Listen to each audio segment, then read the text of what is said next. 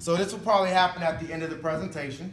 And I will just give the proper response. Let me think about it. Well, Joe and Mary, just like I said originally, just like that mandatory read-off letter said, we're only allowed to come to see everybody once. And they figured they could do it this way because the benefits have been checked and rechecked and approved by over 40,000 local groups and unions in conjunction. I will tell you, the good thing about it is it's a no-brainer, but there's 3 times really, Matt, you think about this. The one time is when I'm actually out here, all right?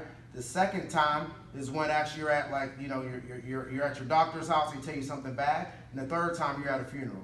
So I understand that we talked about 4 benefits here, Matt.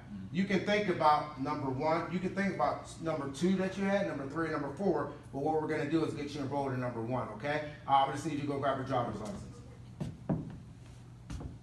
Or I might end it where I just need to see if you can qualify.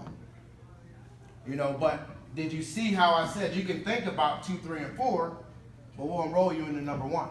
So how can I even get to that point if I didn't ask them which one they like the best? See, most of you might not even be asking them which one you like the best. You're just trying to close the person. Because when you look at I want to think about it, you got to always revert back to the mandatory read-off letter. You got to do that. Great. Or I can't even say, just like the letter said. I can't even say that, right? You got to have a good mandatory read-off letter. 100%, always. Or you can't revert back to it.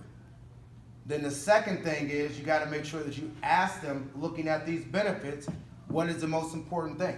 What's number 1? I want you to rank these in order of importance for me. Or you're not going to have anything that you can come back to. That makes sense, everybody? Ryan, what was your question?